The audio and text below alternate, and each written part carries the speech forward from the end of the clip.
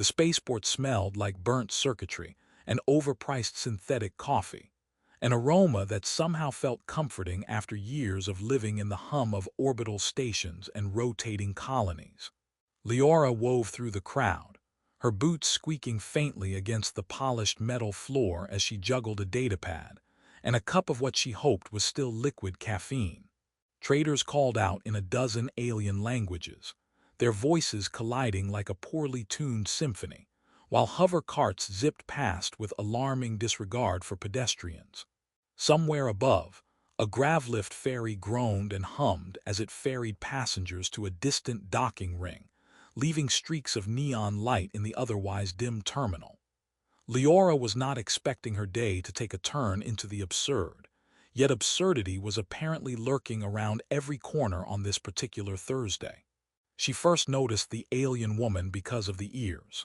They were long, tapered, elegant, and decidedly not human, twitching ever so slightly with the rhythm of the crowd, as though attuned to invisible vibrations in the air. Everything else about her was almost human. Pale skin, delicate features, a slim frame draped in a suit that shimmered like liquid metal, shifting colors as she moved. Her silver eyes, unnervingly reflective, scanned the surroundings with meticulous precision, and her lips quirked into a polite smile that didn't quite reach those eyes. Leora blinked and almost spilled her coffee. She had seen plenty of aliens before, but none of them walked with such a peculiar mix of regality and awkward curiosity, like a cat forced to attend a dinner party. The alien woman paused near a hovergate, peering at a directory screen with obvious confusion. She tilted her head, then whispered something in a melodic language that sounded like glass chimes striking in a breeze. She turned, noticed Leora, and suddenly the weight of her gaze felt like someone had switched on a scanning laser aimed directly at her chest. "Excuse me," the alien said in perfectly accented common, though each syllable was slightly elongated. "I require assistance. Your presence seems statistically optimal for my needs." Leora coughed, nearly choking on her coffee. "Needs?" she asked, adjusting her grip on the datapad. "I'm pretty sure my main need right now is not spilling this caffeine into my hair." The alien tilted her head again, ears flicking with an almost imperceptible grace. "Your human humor is noted. I appreciate it." She stepped closer, and Leora felt the subtle, almost electric hum of the alien's biofield brushing against her own. "I am injured. Your father can heal me." Leora blinked, startled. My dad.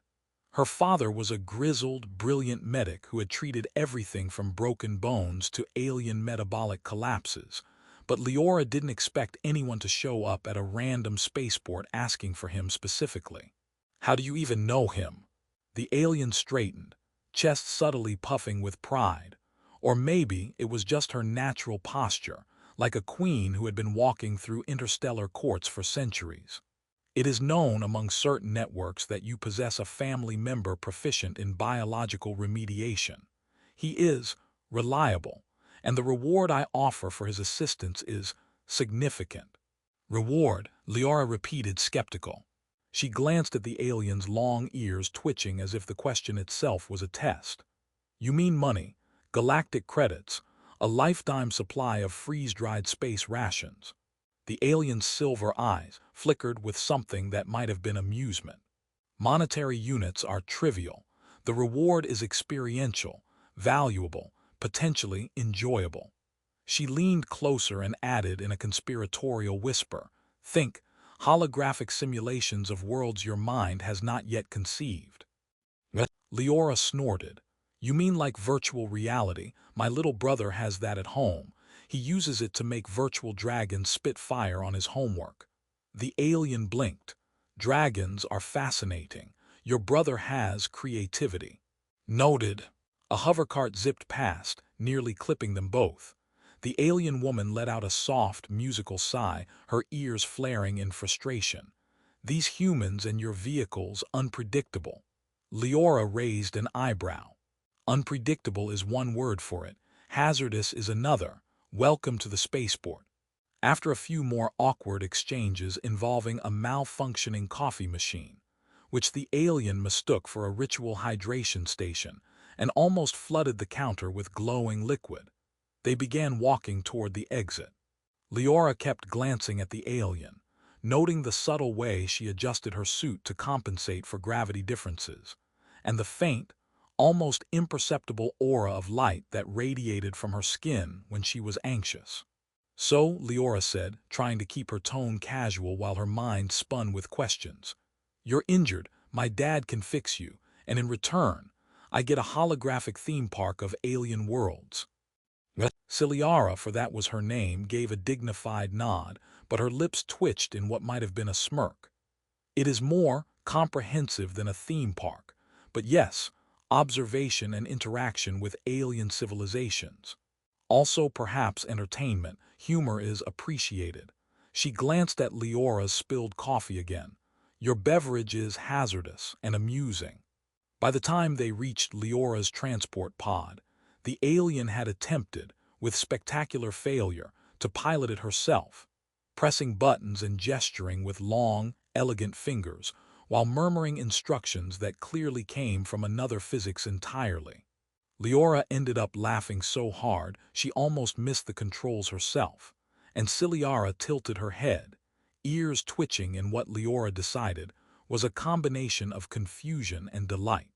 As the pod lifted off and the sprawling lights of the spaceport shrank beneath them, Leora realized she was in way over her head, and yet she felt a strange thrill at the thought. A human father capable of healing alien biology, a woman who looked almost human but wasn't, and a reward that might redefine the limits of imagination, all tangled together in a story that had just begun. Ciliara leaned back, her silver eyes reflecting the stars outside the pod window. "Your father's skills will be enlightening," she said, "and your humor tolerated." She added with a faint glimmer of mischief, "though I suspect you underestimate the hazards of human coffee." Leora grinned, because she already knew the answer. She absolutely did. The pod surged into the atmosphere, streaking across the cityscape like a comet that didn't care about rules. Somewhere far above, satellites hummed and distant planets twinkled like forgotten promises. Leora had no idea what awaited them, but if she was honest, she was ready to find out, even if it involved more exploding coffee machines, alien ears, and cosmic pranks than she had bargained for. The laboratory smelled of ozone and antiseptic, a combination that Leora's father insisted stimulated the neurons, though Leora suspected it was more likely a side effect of 1,000 experiments gone sideways. The walls were cluttered with blinking consoles, half-finished machines, and jars of questionable substances that might have been ingredients for anything from alien antiseptics to explosive dessert experiments. Leora guided Ciliara through the narrow aisles, careful not to trip over a tangle of power cables, and Ciliara's ears twitched as if tracking every movement with preternatural precision. "Sit here," Leora said, pointing to a cushioned table that probably cost more than her apartment back on the colony. Ciliara complied, delicately perching as if she were a porcelain figurine rather than an injured interstellar diplomat. "And don't touch anything," Leora added, realizing instantly that forbidding a curious alien to touch anything was like putting a cat in a room full of laser pointers. Ciliara tilted her head, her silver eyes reflecting the overhead lights. "Your father, he has an odd habitat," she observed, scanning the cluttered shelves. "Humans seem to embrace chaos in small doses. I find it entertaining." She reached out a slender hand toward a small floating drone that was hovering lazily, apparently scanning a vial labeled Synth Tonic 42. Leora swatted her hand away with a giggle. "Careful.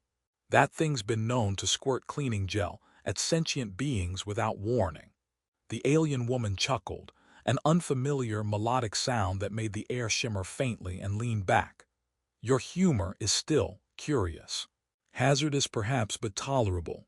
Leora's father emerged from behind a wall of consoles, wearing a lab coat covered in scorch marks and patches.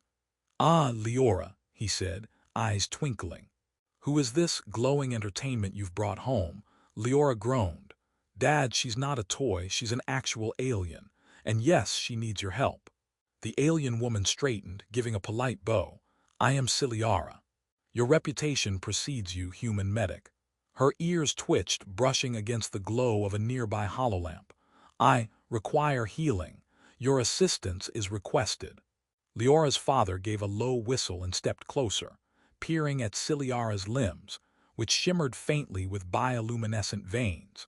Fascinating, he muttered. Human physiology is simple by comparison. This, this is a symphony of cellular resonance, and I thought I had seen everything after the quantum lung incident. Ciliara's eyes narrowed. Quantum lung is humorous. Leora snorted. Trust me, you don't want to know. It involved a malfunctioning respirator and 3 very angry engineers. She waved at her father, who was already kneeling and adjusting a floating scanning module over Ciliara's shoulder. Go on, do your thing. The first scan produced a soft, harmonic hum that seemed to make the lab vibrate subtly, and Ciliara flinched in a way that made her ears flare outward. That tickles, she said, voice pitched with faint amusement. Your medical methods are aggressive. Ticklish healing, Leora quipped. We charge extra for that. Ciliara's lips twitched. I will note your sense of humor for potential replication on my world. She leaned back, observing Leora's father manipulating a set of alien instruments that hovered midair, forming precise patterns of light and magnetic energy. Your father is proficient, impressive. The conversation meandered in unexpected directions. At one point, Ciliara attempted to operate a touchscreen console by thinking at it, sending a cascade of holographic images spinning wildly. Leora ducked under the table to avoid being hit by a floating projection of what looked like a jellyfish moon orbiting a miniature planet. I told you not to touch anything, she yelled, laughing. Ciliara tilted her head, ears flicking with bemusement. You underestimate my intent. I was testing human spatial response as a precautionary measure. Hours passed. Machines hummed, lights flickered, and Leora's father worked with a mixture of awe and precision that bordered on obsession. Ciliara adjusted to Earth gravity slowly, occasionally hovering a few inches above the floor when she forgot herself, causing Leora to joke that she was an alien with a frequent flyer problem. Each small success in the healing process produced bursts of laughter. A robotic limb attempted to deliver a thermoplastic bandage and ended up sticking to the ceiling, forcing Leora and Ciliara to conduct an awkward but amusing retrieval operation. As evening fell, Ciliara revealed snippets of her homeworld. Cities floated above iridescent oceans, bridges glimmered with living light, and communication occurred through thought-projected colors. Leora's eyes widened. So basically your planet is a psychedelic dreamscape. Ciliara's ears twitched in a soundless laugh. Psychedelic is an inadequate descriptor, but yes, visually stimulating for humans. The bond between them deepened not through grand gestures but through small absurdities. Ciliara attempting to drink tea without spilling it, commenting on the unpredictability of Earth gravity. Leora's father explaining that human food could be dangerous to alien physiology, which Ciliara found hilarious yet somehow compelling, and the 3 of them narrowly avoiding minor lab disasters with floating vials, sparks, and an experimental cleaning drone that mistook Ciliara's suit for a biohazard. Eventually, Ciliara's injuries began to stabilize. Her skin lost the harsh pallor of shock, and her bioluminescent veins dimmed to a soft, steady glow. I am grateful, she said, sitting more comfortably on the table. Your father's skills are beyond expectation, and your humor acceptable. She gestured at the lab around them where minor chaos had become a living, breathing ecosystem. This environment entertaining, hazardous but entertaining. Leora leaned against a console, catching her breath. So, what's this reward you keep talking about? Because right now I feel like the reward might be just surviving the afternoon. Ciliara's silver eyes gleamed with something mischievous. The reward is complex. It involves knowledge, experience, and an invitation to observe aspects of my world. She paused, ears flicking slightly. Also, amusement. I enjoy human laughter, and you provide it. Glad to be of service, Leora said, smirking. We charge by the hour, by the way, galactic credits accepted. The alien laughed softly, a sound like chiming metal, and for the first time Leora noticed how fragile and human it made her seem despite the alien elegance. I anticipate further collaboration, Ciliara said, and perhaps further entertainment.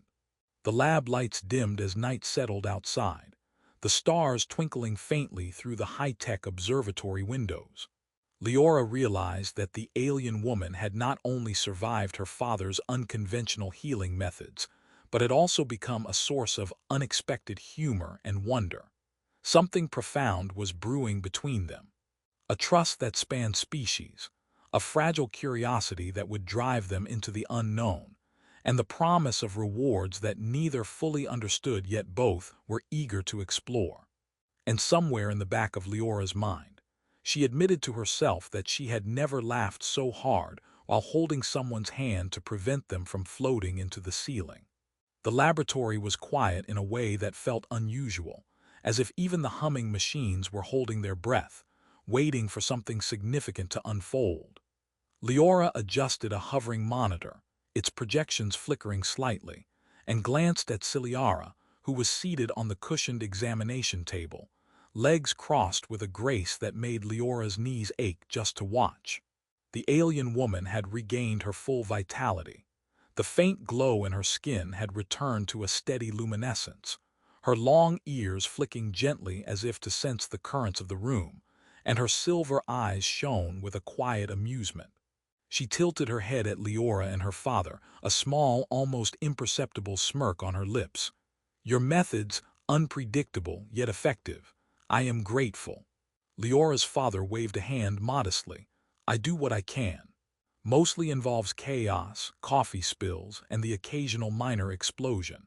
He glanced at a floating drone that had been tasked with tidying the lab and was now chasing its own reflection across a steel panel. See. Order restored. Ciliara's laughter, a musical chiming sound, filled the space. Your chaos is entertaining. I find it enjoyable. Her ears twitched, and for the first time Leora realized that the alien woman's gestures, subtle as they were, reflected emotion in ways humans rarely experienced. So, Leora said, trying to sound casual while her heart thumped with anticipation, what's this reward you promised? Because I've survived your healing process, your floating experiments, and your fascination with coffee machines. I'm expecting something worth it. Ciliara rose from the table, her movements fluid and precise, almost like a dance choreographed across gravity and space itself. She gestured to a console and a holographic globe emerged, spinning slowly. The reward is observation, experience, a glimpse into my world and perhaps beyond. She tapped a sequence on the console, and suddenly the lab was filled with immersive projections. Floating cities that glimmered like liquid crystal, oceans that shifted colors with the flow of thought, and bridges made of light that bent and swirled as if alive. Leora's jaw dropped. This is insane. I've never seen anything like it. Ciliara's smile widened. And you have provided humor, curiosity, and cooperation, qualities not common in humans, yet essential for understanding interstellar relations. She paused, her ears flicking in an almost human gesture of thought. Also, you are amusing. Your laughter, a strange form of resonance, pleasant to witness. Leora chuckled. So basically, surviving the chaos is part of the reward. Got it? Her father snorted, waving a hand at a display of floating alien artifacts that had been slowly arranged by Ciliara's holographic interface. You humans are weird, he muttered, more to himself than anyone else. And now apparently so are we. The trio spent hours navigating the projections. Leora touched a floating bridge of light and felt a vibration, a communication of thought that made her head swim slightly. Ciliara explained that these cities were alive in a sense, responsive to the emotions of their inhabitants, and the oceans contained memory imprints that could store decades of knowledge in a single droplet. Leora's father, ever the scientist, was scribbling frantic notes and occasionally dropping his pen in awe. This, this is beyond anything I imagined, he muttered. It's like physics had a nervous breakdown and decided to invent beauty instead. Amid the wonder, humor continued to thread through the interactions. Leora attempted to mimic the floating gestures of Ciliara and ended up spinning herself in a circle, colliding gently with a projection of a glowing creature that emitted a startled chirp. Ciliara tilted her head, ears twitching, and let out that soft, chiming laugh again. Your human coordination inefficient yet charming. As the evening waned into night, the three settled into a quiet moment, the projections dimming slightly to a soft luminescence. Leora realized how much she had changed. The fear and skepticism she had felt when Ciliara first appeared had given way to curiosity, humor, and a sense of connection that transcended species. She had learned to navigate the unfamiliar with patience, to trust in skill and goodwill, and to find laughter even in the midst of potential disaster. Ciliara stepped closer to the projection console, her ears brushing the glow of the holographic oceans. You have learned much, human, not merely in science or healing, but in perception, observation, humor, cooperation. These qualities will serve you well should our worlds intersect again. She paused, and for the first time her expression softened to something almost human in warmth. And you, Leora, have given me trust, a rare commodity in intergalactic politics. Leora's father added, she's not wrong. Trust is like a gravity field, hard to establish, easy to disrupt, and crucial for keeping planets from colliding metaphorically. Leora laughed, brushing a loose strand of hair from her face. Well, I guess we did it. Survived the alien, the floating labs, and the coffee incidents. Ciliara's smirk deepened, and she leaned back, allowing herself a moment of casual repose. A human-like gesture Leora had never expected to see from an alien of such elegance. Yes, you have succeeded, and in doing so you have changed, not in form but in understanding, and I am pleased. Her voice softened almost imperceptibly, and her bioluminescent glow shifted to a gentle, calming hue, bathing the lab in a serene light. The final piece of the reward appeared subtly, almost playfully. Ciliara extended a slender hand, and from her palm emerged a miniature floating device, projecting a personal simulation of her homeworld. Leora reached out and touched it, and suddenly she felt herself stepping into Ciliara's city, sensing the rhythm of thought and emotion that shaped it, feeling the responsive currents of the oceans beneath her feet. The experience was intimate, educational, and overwhelmingly beautiful. This is incredible, she whispered, awestruck. Ciliara's ears twitched in satisfaction. This is my promise fulfilled. Knowledge, experience, amusement. A bridge between worlds, built upon trust, humor, and cooperation. As the projections faded and reality returned to the cluttered, humming lab, Leora felt a quiet contentment settle over her. She had started the day uncertain, overwhelmed by an alien visitor whose motives were mysterious, and had ended it with understanding, laughter, and a bond that transcended worlds. She glanced at her father, who was quietly admiring a glowing vial that floated by, muttering about its fascinating quantum properties, and then back at Ciliara, whose ears flicked in a final, subtle gesture of approval. Leora realized that her world had grown exponentially larger in a single day. She had glimpsed the infinite possibilities of interspecies cooperation, seen humor as a bridge between alien and human, and discovered that trust, once earned, could span galaxies. Ciliara straightened, preparing to depart, and Leora felt a pang of anticipation mixed with relief. I hope to return, Ciliara said, her voice gentle but commanding, silver eyes gleaming. And when I do, perhaps more chaos, more humor, and more bridges to be built. Leora smiled, knowing she would be ready. I'll keep the coffee warm, she said, and for once the statement was both literal and figurative.